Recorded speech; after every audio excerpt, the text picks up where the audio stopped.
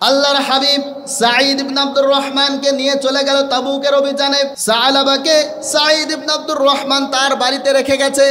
সে বাড়ির সাধারণ কাজগুলো করে দেয়, গাছ থেকে খেজুরগুলো পেড়ে দেয়, কুয়া থেকে পানি উত্তোলন করে দেয়। নির্জন একাকী বাড়ি হওয়ার কারণে শয়তান একদিন ধোঁকা দিল, ওরে সালাবা তুমি তো একেবারে নির্জন পল্লীতে রয়েছো, নির্জনে রয়েছো, ওরে সালাবা এই বাড়িতেই তুমি থাকো, কখনো তো ঘরের মধ্যে ঢুকো নাই, ঘরের মধ্যে একটু ঢুকো। সালাবাতুল আনসারী ঘরের মধ্যে যখন ঢুকেছে, ভিতরে গিয়ে দেখলেন সাঈদ ইবনে আব্দুর রহমানের স্ত্রী বসে আছে। হাদিসের মধ্যে এসেছে, আলী রাদিয়াল্লাহু তাআলা থেকে হাদিসটা বর্ণিত হয়েছে। আলী রাদিয়াল্লাহু তাআলা আনহু বলে, সালাবা যখন ভিতরে ঢুকেছে, উনি যখন সাঈদ ইবনে আব্দুর রহমানের স্ত্রীকে দেখলেন, স্ত্রী হচ্ছে ওয়াকানাত ইমরাআতান জামিলা, প্রচন্ড সুন্দরী ছিলেন। শয়তানের ধোঁকায় পড়ে সৌন্দর্যে মুগ্ধ হয়ে সালাবাতুল আনসারী সাঈদ ইবনে আব্দুর রহমানের স্ত্রীর হাতটা একটু ধরেছে, আর সীমা লঙ্ঘন করে নাই। হাতটা যখন ধরলেন, সাঈদ ইবনে আব্দুর রহমানের স্ত্রী বললেন, ইত্তাকিল্লাহ ইয়া সালাবা, সালাবা আল্লাহকে ভয় করো। ওমা হাফিজতা হুরমাতা আখিকাল গাজী ফি সাবিলিল্লাহ, তুমি তো তোমার গাজী ভাই, তুমি তো তোমার যুদ্ধে যাও ভাই, সাঈদ ইবনে আব্দুর রহমানের স্ত্রীর হুরমত তোমার কাছে আমানত ছিল, এটা তুমি রক্ষা করতে পারছো না। ওরে সালাবা ইত্তাকিল্লাহ, আল্লাহকে ভয় করো। এতটুকু কথা আল্লাহর হাবিবের সাহাবী সালাবাতুল আনসারীর কানের মধ্যে যখন পৌঁছেছে, হাতটা ছেড়ে দিলেন আর চিৎকার মেরে ঘর থেকে বাইরে চলে আসলেন। এতটুকু কথা তার অন্তরের মধ্যে এমন আল্লাহ ভীতির ঢেউ পয়দা করেছে, চিৎকার মেরে ডাকতে লাগলেন, ইলাহি আনতা আনতা ওয়া আনা আনা, আনতাল আওয়াদু বিল মাগফিরা ওয়া আনাল আওয়াদু বিয-যুনুব। ইলাহি, ওগো আমার মালিক, তুমি তো তুমি আর আমি তো আমি। তুমি বারবার বান্দার তাওবা ক্ষমা করো, আমি বান্দা তাওবা ভেঙে আবার গুনাহ করি। ওগো আমার মালিক, আমি আবার গুনাহ করে ফেলেছি, তুমি আবার আমাকে ক্ষমা করে দাও। আল্লাহ রাব্বুল আলামিন ডেকে বলবেন, ও আমার ফেরেশতারা, শুনেছো নাকি আমার বান্দা কি বলে? সে নাকি তার আমল দিয়ে জান্নাতে যেতে চাই। আমিও দেখতে চাই কি পরিমাণে ইবাদত সে করেছে, আমিও দেখতে চাই কেমন ইবাদত সে করেছে। তার যেই 500 বছরের ইবাদত রয়েছে, এই 500 বছরের ইবাদত একজন ফেরেশতা, এই 500 বছরের ইবাদতটা মিজানের একটা পাল্লার মধ্যে রেখে দাও। আর আমি যে দয়া করে, মায়া করে, করুণা করে তাকে পুরো শরীরটা সৃষ্টি করেছে, এই শরীরের মধ্য থেকে 2টা চোখ নয়, একটা চোখ মিজানের অপর পাল্লার মধ্যে রেখে দাও। একটা পাল্লার মধ্যে বান্দার 500 বছরের ইবাদত রাখা, আর একটা পাল্লার মধ্যে বান্দার শুধুমাত্র আল্লাহ রাব্বুল আলামিন যে দয়া করে 2টা চোখ দিয়েছিলেন, ওইখান থেকে একটা চোখ রাখা। মুহূর্তের মধ্যে দেখা যাবে এই বান্দার 500 বছরের ইবাদতের চেয়ে আল্লাহ রাব্বুল আলামিন যে দয়া করে আর মায়া করে একটা চোখ দিয়েছেন, এই চোখটা যেই পাল্লার মধ্যে রাখা হয়েছে, এই পাল্লাটা আরো বেশি ভারী হয়ে যাবে। বান্দা তখন বুঝতে পারবে যে আল্লাহ, আমি তো মারাত্মক ভুল করছি। আসলেই আজকের এই দিনে তুমি আমার প্রতি, আমার মতো ক্ষুদ্র নগণ্য বান্দার প্রতি দুনিয়ায় যে দয়া করেছিলে, যে মায়া করেছিলে, ওই দয়া মায়ার যদি এক পাশে রাখা হয়, তাহলে আমার 500 বছরের ইবাদত কিছুই না। আল্লাহ রাব্বুল আলামিন ফেরেশতাদেরকে ডেকে বলবেন, ও আমার ফেরেশতারা, আমার বান্দা সঠিক লাইনে এসেছে, সে বুঝতে পেরেছে, তাকে বিনা হিসাবে আজকে জান্নাত দিয়ে দাও। সুবহানাল্লাহ বলবেন না? অর্থাৎ আপনি যে ইবাদত করেন, এই ইবাদত দিয়েও যত দিনের ইবাদতই হোক না কেন, আল্লাহর দয়া ছাড়া জান্নাত পাওয়া সম্ভব না। ওই লোকটার পাপের খাতার মধ্যে কোনো দাগই নাই। বনী ইসরাইল কম থেকে একটা বান্দা আসবে, যে লোকটার কথা বললাম, যে তার পাপের খাতার মধ্যে ফেরেশতারা একটা টুকাও দিতে পারে নাই, কোনো পাপ করে নাই। 500 বছর বাঁচছে, 500 বছর আল্লাহর ইবাদত করছে, এরপরেও জান্নাতে যখন যেতে গেছে, কার দয়া লাগছে? আল্লাহর দয়া। আমরা চাই কি চাই না? আমরা সবসময় আল্লাহর দয়া চাই। আল্লাহ রাব্বুল আলামিন আমাদের সকলকে দয়া করে, মায়া করে তার ঘরের মধ্যে এসে বসার তৌফিক দান করলেন। এজন্য আমরা আরও একবার শুকরিয়া আদায় করছি, বলছি আলহামদুলিল্লাহ। এবং লক্ষ কোটি দুরূদ ও সালাম মানবতার মুক্তির দূত, যার প্রেরণার মাধ্যমে আল্লাহ তাআলা পৃথিবীতে হেদায়েতের আলো জ্বালিয়েছেন, তিনি হচ্ছেন জনাবে মুহাম্মদুর রাসূলুল্লাহ সাল্লাল্লাহু আলাইহি ওয়াসাল্লাম। সেই সাথে সাথে আমরা দোয়া করছি সেই সকল মর্দে মুজাহিদদের জন্য, যেনারা বদর, উহুদ, খন্দক সহ বিভিন্ন যুদ্ধের মাধ্যমে আমাদেরকে পর্যন্ত ইসলামকে পৌঁছে দিলেন। আল্লাহ রাব্বুল আলামিন সে সকল সাহাবাদের কবরগুলোকে নূরের দ্বারা নূরান্বিত করুক, সবাই বলি আমিন। আমি আপনাদের খেদমতে আজকে পবিত্র কোরআনের 9 নম্বর সূরা, সূরাতুত তাওবায়ের 112 নম্বর আয়াত থেকে কথা বলবো ইনশাআল্লাহ। আল্লাহ রাব্বুল আলামিন এই আয়াতের মধ্যে একজন সফল কাম মুমিন, যে ব্যক্তিটা সফল হবে, এই সফল হতে গেলে অর্থাৎ একজন মানুষ জান্নাতে যেতে গেলে যে সাকসেস তার দরকার, যে সফলতা তার দরকার, সেই সফলতার একজন মুমিনের সফলতার 9টা দিক এই আয়াতের মধ্যে আলোচনা করেছেন। অর্থাৎ আল্লাহ রাব্বুল আলামিন বললেন যে একজন প্রকৃত মুমিন, যে মুমিন সফল হবে, এই সফল হতে গেলে গুণ লাগবে 9টা। আওয়াজ দিয়ে বলেন কয়টা? 9টা গুণ যদি কোনো বান্দার মধ্যে থাকে তাহলে দেখা যাবে যে ওই বান্দা হচ্ছে সফল কাম। সুবহানাল্লাহ। আল্লাহ রাব্বুল আলামিন এই 9টা গুণের মধ্যে প্রথম নাম্বার যে গুণটার কথা বললেন সেটা হচ্ছে আত-তাইবুন, তাওবাকারী। যে মুমিন সফল হবে এর মধ্যে প্রথম নাম্বার যে ব্যক্তি রয়েছে ওই ব্যক্তি হচ্ছে তাওবাকারী। কে? তাওবাকারী। আমাদের জীবনে ভুল আছে না নাই? গুনাহ আছে না নাই? এখন গুনাহ নিয়েই আল্লাহর সামনে যাব না তাওবা করে যাব? আমাদের জীবনে গুনাহ নাই, ভুল নাই, এমন মানুষ এখানে আমরা আছি? জীবনটাই তো জর্জরিত হয়ে আছে।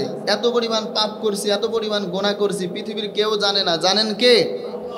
এমনও পাপ আমাদের আমলনামার মধ্যে আছে, এই পাপ যদি আমার স্ত্রী জানতো এই পাপের কথা, তাহলে আমার স্ত্রী আমাকে ছেড়ে চলে যেত। এমনও পাপ আমাদের জীবনে আছে, এই পাপের কথা যদি আমার সন্তান জানতো তাহলে আমার সন্তান আমাকে বাবা হিসাবে পরিচয় দিত না। এমনও পাপ আমাদের জীবনে আছে যে পাপের কথা যদি আমার বাবা জানতো তাহলে বাবা আমাকে সন্তান হিসাবে পরিচয় দিত না। আছে না নাই পাপ? এখন পাপ থাকতে পারে, ভুল থাকতে পারে, তাওবা করতে হবে কার কাছে? তাওবাটা কেমন ভাবে করতে হবে? আল্লাহ রাব্বুল আলামিন বললেন, ইয়া আইয়ুহাল্লাযীনা আমানু তুবু ইলাল্লাহি তাওবাতান নাসুহা।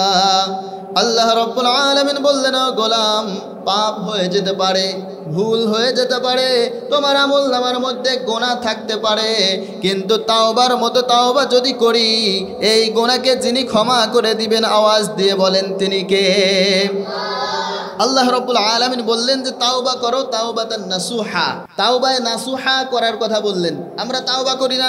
দেখা যায় যে হুজুর সবক দিয়েছে নামাজের পরে, ফজরের পরে তাওবা পড়বা, আস্তাগফিরুল্লাহ পড়বা 100 বার। আমরা অনেক সময় পাঠ করি, তো তাওবা আমরা করি, কিন্তু এই তাওবা কি তাওবাতান নাসুহা? তাওবাতান নাসুহাটা কি?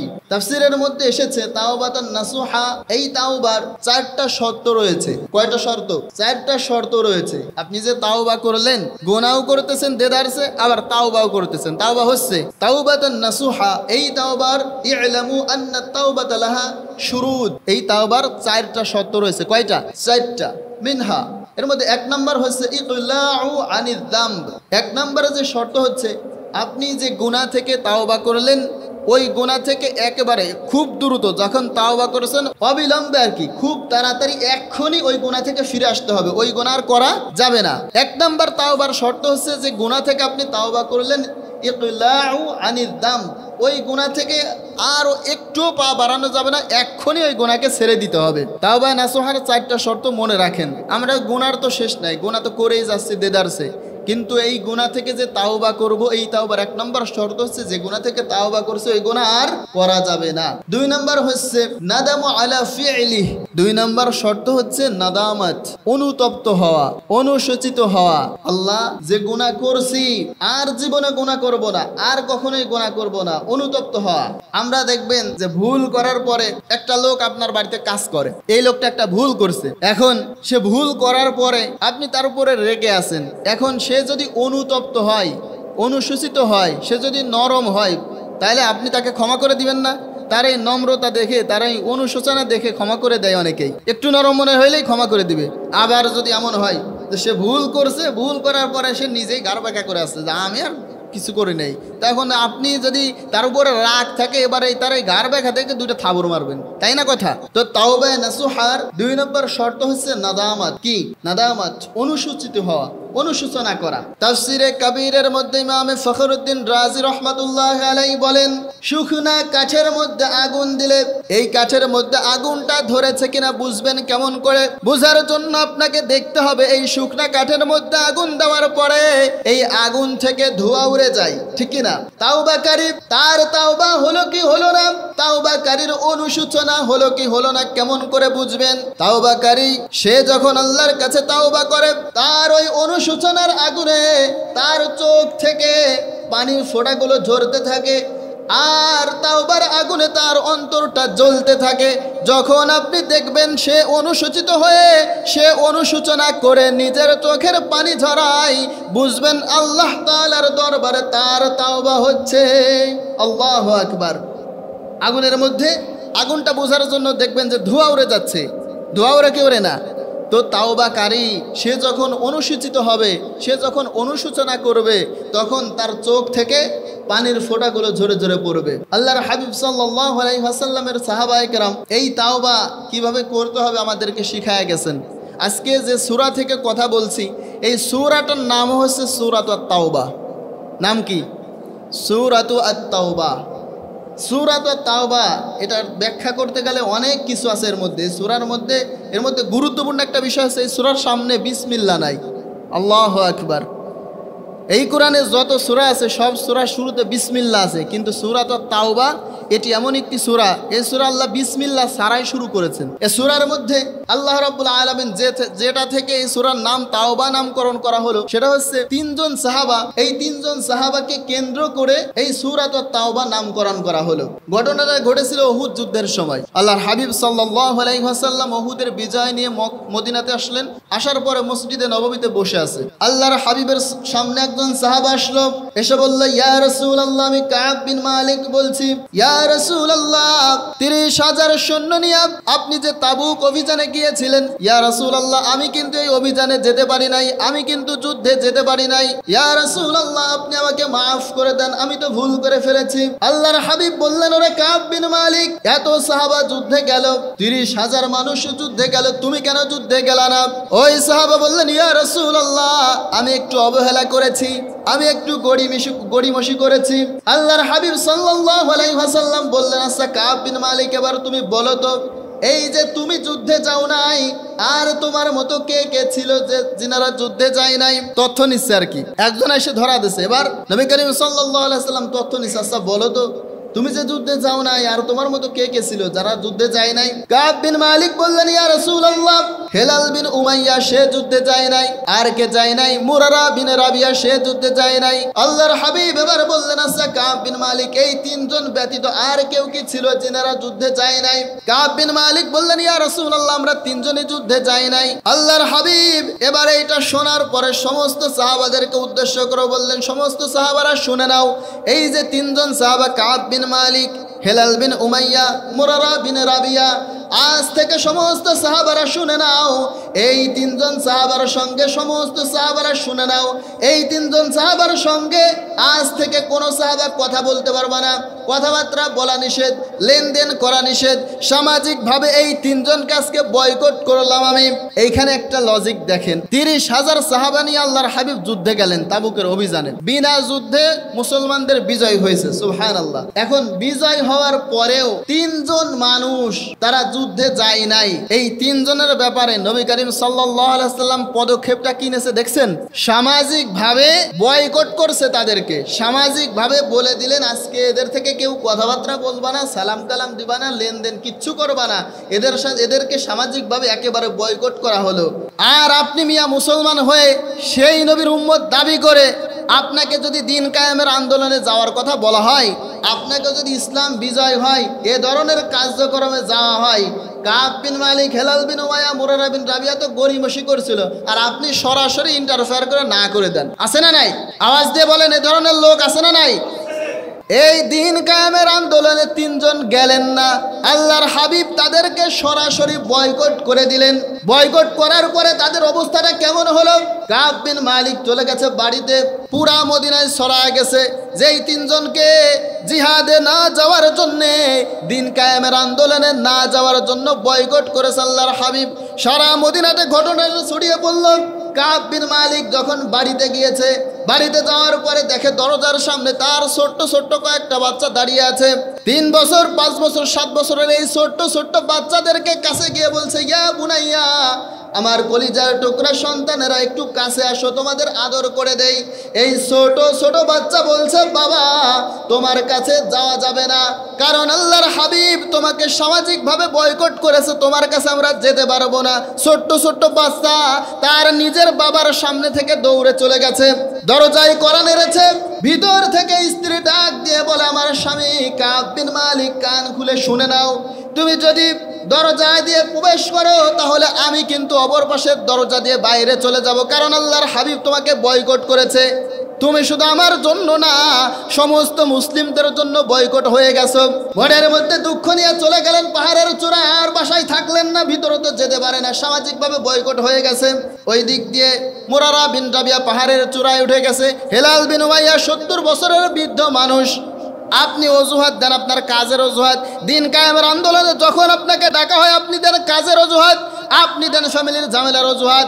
আর হেলাল বিন উমাইয়া 70 বছরের বৃদ্ধ মানুষ, তার জন্য আল্লাহর হাবিব বয়কট ছাড়েন নাই, তাকে ওই যুবক সাহাবাদের সঙ্গে বয়কট করা হয়েছে। দিন কায়েমের আন্দোলনের গুরুত্ব তো আপনি বুঝেন না মিয়া। আপনার মতো রক্ত গরমওয়ালা যুবককে যখন এই আন্দোলনের জন্য ডাকা হয় আপনাকে পাওয়া যায় না। হেলাল বিন উমাইয়া 70 বছরের বৃদ্ধ মানুষ। এই বৃদ্ধ লোকটা কি করলো, যখন শুনেছে আল্লাহর হাবিব তাকে সামাজিকভাবে বয়কট করেছে, হাতের মধ্যে একটা রশি নিছে আর মসজিদে নববীর সামনের একটা পিলারের সঙ্গে 2 হাতটা দাঁত দিয়ে বেঁধেছে। সাহাবায়ে কেরাম নামাজের জন্য আসে, যখনই হেলাল বিন উমাইয়ার মতো বৃদ্ধ মানুষটার দিকে তাকায়, হেলাল বিন উমাইয়া সালাম দেয়, কিন্তু তাকে তো সামাজিকভাবে বয়কট করা হয়েছে, সালামের উত্তর নিতে পারে না। হেলাল বিন উমাইয়ার মনটা খারাপ হয়ে যায়। এইভাবে একটার 2টা দিন নয়, 50টা দিন যখন অতিবাহিত হলো, আল্লাহ রাব্বুল আলামিন সূরা আত-তাওবা যে আয়াত থেকে, যে ঘটনা থেকে সূরার নামকরণ করা হয়েছে, আল্লাহ রাব্বুল আলামিন তার হাবিবকে বলে দিলেন ও নবী ওয়া আলা সালাসাতিল্লাযিনা খুল্লিফু, ওই যে 3 জন সাহাবা যাদেরকে সামাজিকভাবে বয়কট করা হয়েছিল, আজকে এই 50টা দিন পরে আমি তাদেরকে ক্ষমার ঘোষণা দিলাম। দিন কায়েমের আন্দোলনের গুরুত্ব বুঝিয়েন। যে যুদ্ধে কোনো যুদ্ধ ছাড়াই বিজয় হয়েছে ওই যুদ্ধে যায় নাই, ওই আন্দোলনে যায় নাই, এরপরেও সামাজিকভাবে বয়কট তাদের উপর আসছে কি আসে নাই? আমাদের আলোচনার মূল পয়েন্ট ছিল সফলকাম মুমিনের প্রথম নাম্বার যে বৈশিষ্ট্য সেটা হচ্ছে আত-তাইবুন, তারা তাওবা করে। আর তাওবা করে কেমন ভাবে, সেটার 4টা বৈশিষ্ট্য, 4টা শর্ত আমরা বলতেছিলাম। এর মধ্যে 2 নম্বর শর্ত ছিল নাদামাত, অনুশোচনা। 2 নম্বর শর্ত কি? অনুশোচনা। পিছন থেকে আমি আবার বলে দেই। 1 নম্বর শর্ত হচ্ছে ইকলাউ আনিদ দাম। আল্লাহর হাবিব বলেন যে তাওবা করবা, 1 নম্বর শর্ত হচ্ছে যে গুনাহ থেকে তাওবা করবা ওই গুনার দ্বিতীয়বার করা যাবে না। আর 2 নম্বর শর্ত হচ্ছে নাদামাত, অনুশোচনা হওয়া। এই উহুদের যুদ্ধকে কেন্দ্র করে তাওবার আরো একটা ঘটনা আছে আরেকজন সাহাবীর জীবনী নিয়ে। অনুশোচনা আমাদের মধ্যে কেমন হওয়া দরকার? আপনি তাওবা করছেন, 2 বার আস্তাগফিরুল্লাহ পরে আপনার অনুশোচনা হয়ে গেল, এটাই কি অনুশোচনা? সাহাবায়ে কেরাম ছোট থেকে ছোট গুনার জন্য কেমন ভাবে অনুশোচনা করতেন এটা থেকে আপনি বুঝতে পারবেন। আল্লাহর হাবিব সাল্লাল্লাহু আলাইহি ওয়াসাল্লাম মক্কা থেকে হিজরত করে মদিনায় গেলেন। উনি কি একাই গেছে নাকি ওনার অনুসারী যারা ছিল তারাও গেছে? দিন কায়েমের আন্দোলনে নেতার উপরেও আক্রমণ আসে, নেতার উপরেও জেল জুলুম জরিমানা আসে, এ দলের কর্মী যারা তাদের উপরেও জেল জুলুম জরিমানা আসে, ঠিক কি না? এটার বাস্তব উদাহরণ আল্লাহর হাবিব সাল্লাল্লাহু আলাইহি ওয়াসাল্লাম একা হিজরত করেন নাই, নবী করিম সাল্লাল্লাহু আলাইহি ওয়াসাল্লাম হিজরত করলেন এবং ওনার কর্মী যারা তারাও হিজরত করেছে, ঠিক কি না? এখন এই হিজরত যারা করেছে এদেরকে বলা হয় আনসারী সাহাবা, আর যারা এদেরকে সাপোর্ট দিয়েছে তাদেরকে বলা হয় মুহাজির।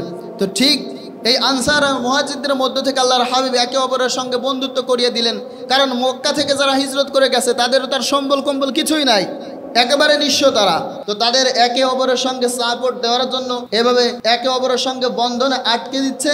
ঠিক তাদেরই মধ্যে 2 জন সাহাবা, বাইনা সালাবাতুল আনসারি ও সাঈদ ইবনে আব্দুর রহমান, সালাবাতুল আনসারি আর সাঈদ ইবনে আব্দুর রহমান, এই 2 জন সাহাবা তাদেরকে আখাহা, ভাইয়ের যে ভ্রাতৃত্বর বন্ধন, এই বন্ধনের মধ্যে আটকে দিলেন। ভ্রাতৃত্বর বন্ধন কেমন ভাবে আটকা পড়ছে দেখেন।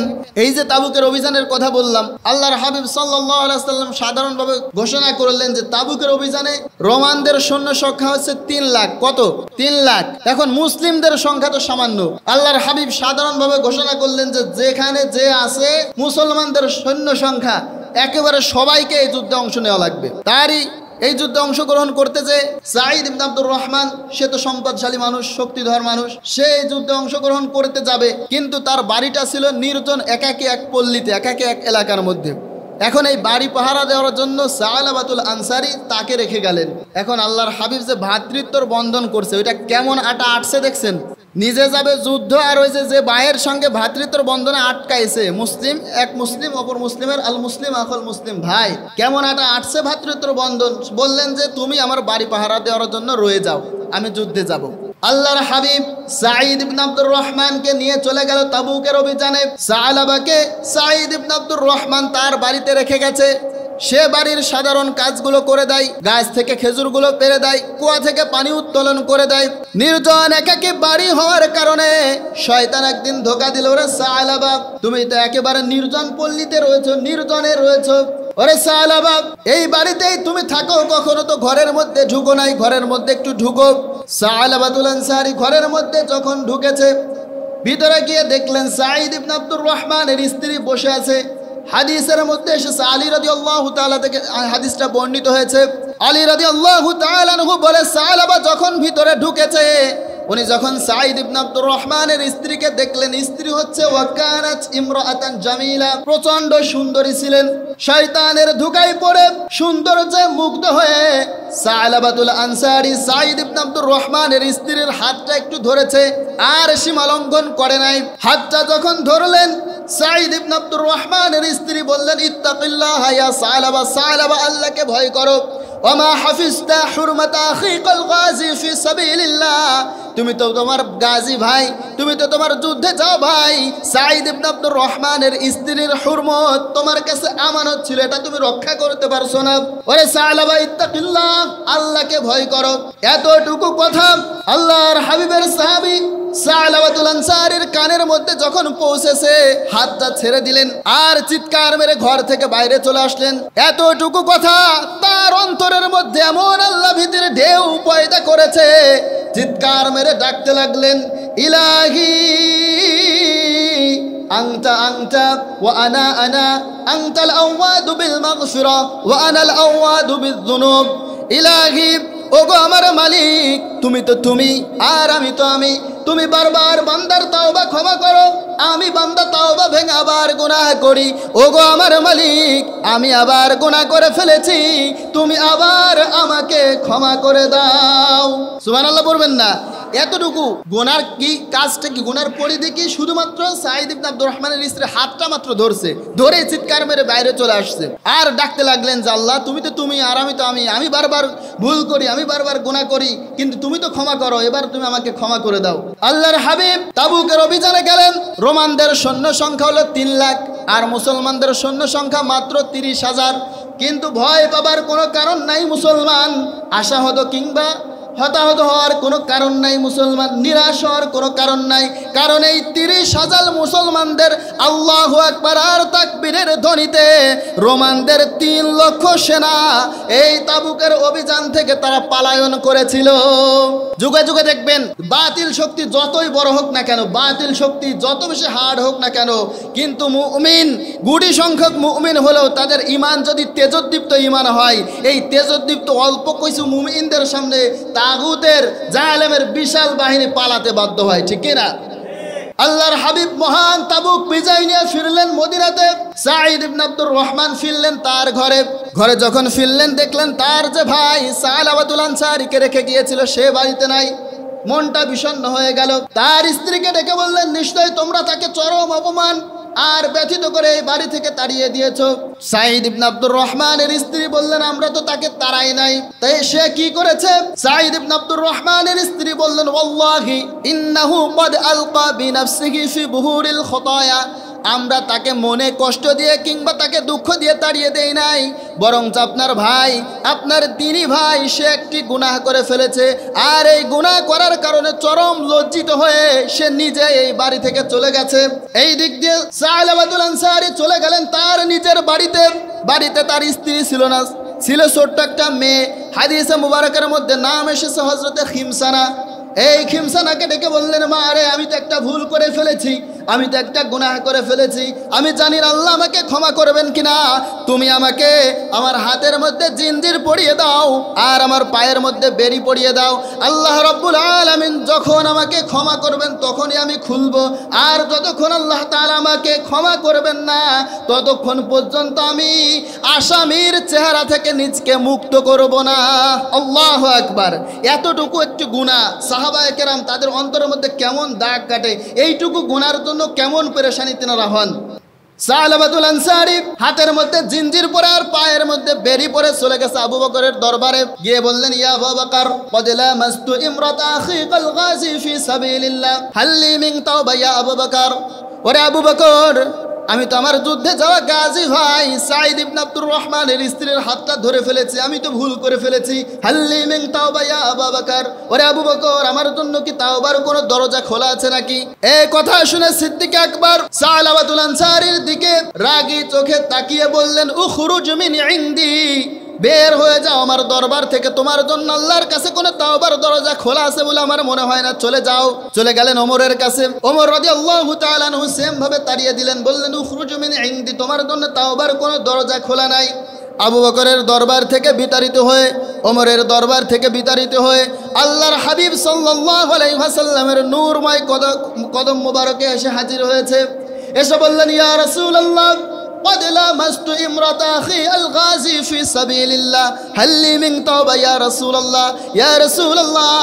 আমি তোমার যুদ্ধে যাও ভাই সাঈদ ইবনে আব্দুর রহমানের স্ত্রীর হাতটা ধরে ফেলেছি, ইয়া রাসূলুল্লাহ, আমার জন্য তাওবার কোনো দরজা খোলা আছে নাকি? আল্লাহর হাবিব সাল্লাল্লাহু আলাইহি ওয়াসাল্লাম সালাবার এই দৃশ্য দেখে বললেন, ওরে সালাবা, তোমার চেহারা তো আমাকে জাহান্নামীদের কথা মনে করিয়ে দেয়, তোমার হাতের মধ্যে জিঞ্জির পরা আর পায়ের মধ্যে বেড়ি পরা। আল্লাহর হাবিব সাল্লাল্লাহু আলাইহি ওয়াসাল্লাম বললেন, উখরুজ মিন ইনদি, বের হয়ে যাও আমার কাছ থেকে, তোমার জন্য তাওবার কোনো দরজা খোলা আছে বলে আমার মনে হয় না। এই কথা যখন সাহাবার কানের মধ্যে গিয়েছে, আবার চিৎকার মেরে বাইরে চলে আসলেন, আর ওই যে পিছনের বাক্য ওইটা বলে চিৎকার করতে লাগলেন, ইলাহি আনতা আনতা ওয়া আনা আনা আনতাল আওয়াদু বিল মাগফিরা ওয়া আনাল আওয়াদু বিজ যুনুব। ওগো আমার মালিক, আমি তো আমি আর তুমি তো তুমি, তুমি বারবার বান্দার তাওবা ক্ষমা করো, আমি বান্দা তাওবা ভেঙে আবার গুনাহ করি। ওগো আমার মালিক, তুমি আবার আমাকে ক্ষমা করে দাও। আচ্ছা, সালাবাতুল আনসারী মদিনা থেকে আল্লাহকে ডাকে, আরশে আজিম থেকে আল্লাহ এই কথা শুনতে পান না? আল্লাহ রাব্বুল আলামিন বললেন, জিবরাইল, আল্লাহর হাবিব, ও জিবরাইল, আমার হাবিবের কাছে যাও, বিশ্বনবীর কাছে যাও, আর কি আমার সালাম জানাও। জিবরাইল আমিন এসে আল্লাহর হাবিবকে বললেন, আসসালামু আলাইকা ইয়া আকরাউকাস সালাম। ওগো আল্লাহর নবী, আল্লাহ তাআলা আপনাকে সালাম জানিয়েছেন। আল্লাহর হাবিব বললেন, জিবরাইল, আল্লাহ তাআলা কি বলেছে তোমাকে? জিবরাইল আমিন বললেন, আল্লাহ তাআলা আপনাকে উদ্দেশ্য করে কিছু কথা বলতে চাই। কি কথা? আল্লাহ তাআলা বললেন, হাবিব, আম খালাকতাল খালকা আও আনা, ও নবী, বান্দা আমি বানাইছি নাকি আপনি বানাইছেন? বানাইছেন কে? সালাবার তাওবা আল্লাহর কাছে এত ভালো লেগেছে, আল্লাহ তাআলা তার বন্ধু যাকে সৃষ্টি করা না হলে এই পৃথিবীর কিছুই সৃষ্টি করতেন না, সালাবার তাওবার জন্য তাকে ধমক দিয়ে বলেন, ও নবী, বান্দা আমি বানাইছি নাকি আপনি বানাইছেন? বললেন, হাবিব, আম খালাকতাল খালকা আও আনা, বান্দা আমি বানাইছি না আপনি বানাইছেন? বিশ্বনবী বললেন, নাম ইয়া সাইয়্যিদি ইয়া রাব্বি আনতা খালাকতাল খালকা, আল্লাহ, বান্দা তো আপনি বানাইছেন। আল্লাহ তাআলা বললেন, হাবিব, বান্দা যদি আমি বানাই তাহলে আমার ঘোষণাটা একটু শুনেন, বাশশির আব্দি কদ গফারতু লা, এই মুহূর্তে আমি আমার সাহাবী সালাবা তাকে নিষ্পাপ বলে ঘোষণা করে দিলাম। এতগুলো মানুষের সুবহানাল্লাহর আওয়াজ, এই আওয়াজ দিয়ে বলেন সুবহানাল্লাহ। আল্লাহর হাবিব সাহাবাদেরকে ডাক দিয়ে বললেন, আমার সাহাবাদের মধ্যে কে পারবা আমার সাহাবী সাহাবাকে আমার কাছে নিয়ে আসতে? দাঁড়িয়ে গেলেন আবু বকর আর ওমর। ফাকামা আলী ওয়া সালমান, প্রথমে দাঁড়াইছে আবু বকর আর ওমর। আল্লাহর হাবিব বললেন, আবু বকর আর ওমর বসো। ওয়া কামা আলী ওয়া সালমান, আর দাঁড়াইছে আলী আর সালমান। আলী আর সালমানকে বললেন, তোমরা দুইজন যাও, কারণ আমিও আমার সাহাবী সাহাবাকে ফিরিয়ে দিয়েছি, আবু বকরও ফিরাইছে, ওমরও ফিরাইছে, যাও সালমান আর আলী তোমরা দুইজন যাও, গিয়ে যেখানে আমার সাহাবাকে পাবে ওখান থেকেই খুঁজে নিয়ে আসবে। গোটা মদিনাটাই খোঁজ করেছে, সালাবাকে খুঁজে পাওয়া যায় না, পাহাড়ের চূড়ায় খুঁজতে লাগলেন। একজন রাখালকে পেলেন, ওই রাখালকে উদ্দেশ্য করে বললেন, ওরে রাখাল, হাল রাআইতু রাজুলাম মিন আসহাবি রাসূলুল্লাহ সাল্লাল্লাহু আলাইহি ওয়াসাল্লাম, ওরে রাখাল, তুমি কি এখানে আল্লাহর হাবিবের একজন সাহাবাকে দেখেছো নাকি? তখন ওই রাখাল আলী আর সালমানকে উদ্দেশ্য করে বলল, আমার মনে হয় তোমরা এমন একজন বান্দাকে খুঁজছো, ইন্নাকুমা তাতলুবানা রাজুলান আল হারিবা মিন আযাবিল্লাহ, তো আমার মনে হয় তোমরা এমন এক বান্দাকে খুঁজছো যেই বান্দাটা সব সময় আল্লাহর আযাব থেকে ফিরে আল্লাহর দয়া তথা রহমতের দিকে অগ্রসর হয়ে যাচ্ছে। সুবহানাল্লাহ পড়বেন না? অর্থাৎ আলী আর সালমানের বুঝতে বাকি নাই, এরাই তো খুঁজছি, যার জন্য আল্লাহ নিজে তার হাবিবকে ধমক দিয়ে আয়াত নাযিল করে, যার জন্য বাক্য আল্লাহ তাআলা সহিহ হাদিসের মধ্যে পাঠায় দেয়। তো বললেন যে এরা কোথায় পাওয়া যায়? ওই রাখাল বলতেছে, সে দিনে কোথায় থাকে জানি না, কিন্তু যখন রাতের আধার জমিনের মধ্যে নেমে আসে তখন এই পাহাড়ের চূড়ায় বসে কি যেন বলে বলে চিৎকার করতে থাকে। রাতের আধার নেমে এসেছে, সাহাবী সালাবাতুল আনসারীর আবির্ভাব হয়েছে, চিৎকার করে বলতে আছে, ইলাহি আনতা আনতা ওয়া আনা আনা আনতাল আওয়াদু বিল মাগফিরা ওয়া আনাল আওয়াদু বিদ-দুনুব, ওগো আমার মালিক, তুমি তো তুমি আর আমি তো আমি, তুমি বারবার বান্দার তাওবা ক্ষমা করো, আমি বান্দা তাওবা ভেঙে আবার গুনাহ করি, ওগো আমার মালিক, তুমি আবার আমাকে ক্ষমা করে দাও। সুবহানাল্লাহ। তো সাহাবী সালাবাতুল আনসারীর কাছে আলী আর সালমান গেলেন, যে বললেন, কুম ইয়া সালাবা, সালাবা উঠে দাঁড়াও, তোমার জন্য মদিনা থেকে সুসংবাদ এনেছি, আল্লাহ রাব্বুল আলামিন তোমাকে নিষ্পাপ বলে ঘোষণা করেছে। বলি সুবহানাল্লাহ। ক্ষুধার্ত বুভুক্ষ সাহাবী সালাবা দাঁড়াতে পারে না, আলী আর সালমান দুইজন উঁচু করে ধরলেন, উঁচু করে ধরে মসজিদে নববীতে নিয়ে এসেছে। আস্তে আস্তে মাগরিবের আজান হয়ে গেল। ওই দিন মাগরিবের নামাজের মধ্যে আল্লাহর হাবিব সাল্লাল্লাহু আলাইহি ওয়াসাল্লাম তেলাওয়াত করেছিলেন সূরাত আত-তাকাসুর। পিছনের কাতারের মধ্যে সাহাবী সালাবা দাঁড়িয়ে আছে, এক পাশে সালমান, অপর পাশে আলী, দুইজনই আল্লাহর হাবিব সাল্লাল্লাহু আলাইহি ওয়াসাল্লামের দামি সাহাবা। এই দুইজনের মাঝখানে সাহাবী সালাবাতুল আনসারী দাঁড়িয়ে আছে। আল্লাহর হাবিব যখন বললেন আল হাকুমুত তাকাসুর, সাহাবী সালাবা চিৎকার মারলেন একটা। এরপরে দ্বিতীয়বার যখন বললেন হাত্তা যুরতুমুল মাকাবির, এবার আরো জোরে একটা চিৎকার মেরে জমিনের মধ্যে পড়ে গেলেন। আল্লাহর হাবিব সাল্লাল্লাহু আলাইহি ওয়াসাল্লাম নামাজ শেষ করে সালমানকে বললেন, ওরে সালমান, ইনদাহ আলাইহিল মা, আমার সালাবার মুখের মধ্যে একটু পানি দাও তো। সালমান যখন মুখের মধ্যে পানি মেরেছে, আর সাহাবী সালমান ওই সালাবার বুকের মধ্যে হাত দিয়ে বলে, ইয়া রাসূলুল্লাহ কদ ফারাকাত দুনিয়া, আপনার সাহাবী সালাবা এই মাগরিবের নামাজের মধ্যে দুনিয়া থেকে বিদায় হয়ে গেছে। সাহাবী সালাবা মারা গেছে। দরজার সামনে তার ছোট্ট মেয়েটা খিমসানা দাঁড়িয়ে আছে। ওই ছোট্ট মেয়েটার দাঁড়িয়ে থাকা দেখে আল্লাহর হাবিব সাল্লাল্লাহু আলাইহি ওয়াসাল্লাম ভিতরে আসতে বললেন। ভিতরে এসে এই ছোট্ট মেয়েটার কচি হাতটা সাহাবী সালাবার কপালের মধ্যে রেখেছে, আর বলতেছে, বাবা, তুমি ছাড়া তো দুনিয়ায় আমার কেউ ছিল না, আমার তো একটা ভাইও নাই, আমারও তো একটা বোনও না, আমার মাও নাই, তুমি ছিলে আমার শেষ ভরসা, এখন তুমিও নাই। আল্লাহর হাবিব এই ছোট্ট মেয়েটার এমন ডোনা জারি দেখে বলতেছে, ওরে খিমসানা, আজ থেকে আমি মুহাম্মদ তোর বাবার মতো, আমার আয়েশা তোর মায়ের মতো, আমার ফাতেমা তোর বোনের মতো। ওই ছোট্ট খিমসানা কথা বলতে পারে না, এমন খিমসানা বলছে, ইয়া রাসূলুল্লাহ, আপনার পরিবার পেয়ে আমি আগের চেয়ে আরো বেশি ধন্য হয়ে গেলাম। আল্লাহর হাবিব সমস্ত সাহাবাদেরকে বললেন, আমার সাহাবী সালাবাকে কেউ দাফন করবে না। আল্লাহর হাবিব বললেন, আমার সাহাবী সালাবাকে কেউ দাফন করবে না, তার জানাজাটা আমি নিজে করব, তার কবরের মধ্যে আমি নিজে রাখবো। সালাবার দাফনের কাফন হয়ে গেল। সালাবাকে জানাজার জন্য প্রান্তরে নেওয়া হয়।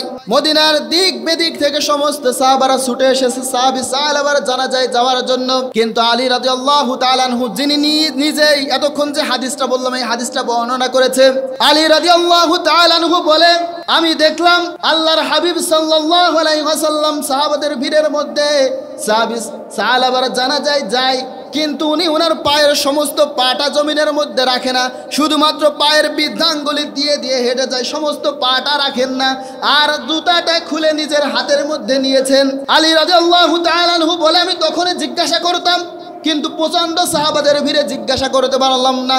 দাফন কাফন যখন হয়ে গেল, আমি রাসূল সাল্লাল্লাহু আলাইহি ওয়াসাল্লামকে জিজ্ঞাসা করে বললাম, ওগো আল্লাহর নবী, কত জানাজা আপনি পড়িয়েছেন? আমরা পড়েছি, কোনোদিন তো দেখলাম না পা থেকে আপনার জুতাটা খুলে হাতে নেন, কোনোদিন তো দেখলাম না আপনি আপনার সমস্ত পাটা জমিনের মধ্যে রাখেন না।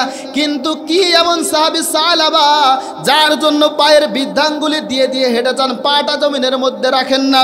আল্লাহর হাবিব বললেন, ওরে আলী, মা কদারতু আমবাতিনা কদামাই ইয়ামিন, ওরে আলী কাসরাতিল মালাইকা, ওরে আলী, আমার সাহাবী সালাবা তার তাওবা, আল্লাহ ভীতি আর রোনা জারির কারণে তার মর্যাদা আল্লাহর কাছে এত বেশি বেড়েছেন। আল্লাহ রাব্বুল আলামিন সালাবার মৃত্যুর পরে আসমানের যত দরজা ছিল সমস্ত দরজা আল্লাহ তাআলা খুলে দিয়েছেন। ওরে আলী, মা কদারতু আমবাতিনা কদামাই ইয়ামিন কাসরাতিল মালাইকা। আর শুনে নাও, সালাবার মৃত্যুর পর আসমান থেকে এত ফেরেশতা জমিনের মধ্যে নেমে এসেছে, আমি রাসূলুল্লাহ আমার সমস্ত পাটা জমিনের মধ্যে রাখবো। ফেরেশতাদের আধিক্যের কারণে আমার সমস্ত পাটা জমিনের মধ্যে রাখতে পারছিলাম না। সুবহানাল্লাহ পড়বেন না? একজন সাহাবী ছোট্ট একটা গুনাহ, এই গুনাহ করার ফলে কেমন অনুতপ্ত হয়েছে। আল্লাহ তাআলা যে বললেন নাদামাত, তাওবা নাসুহার 2 নম্বর শর্ত হচ্ছে নাদামাত, অনুতপ্ত হওয়া। কেমন অনুতপ্ত হয়েছেন? এখন ভুল আমাদের জীবনে আছে না নাই? আওয়াজ দেন, গুনাহ আমাদের জীবনে আছে না নাই? এখন অনুশোচনা করার দরকার আছে না নাই? অনুতপ্ত হওয়ার দরকার আছে না নাই?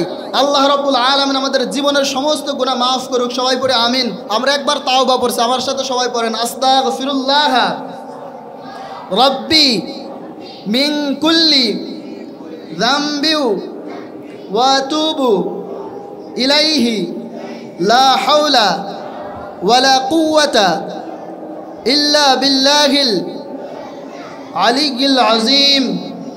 আল্লাহ তাআলা আমাদের সকলকে কবুল করুক। সবাই পড়ে আমিন।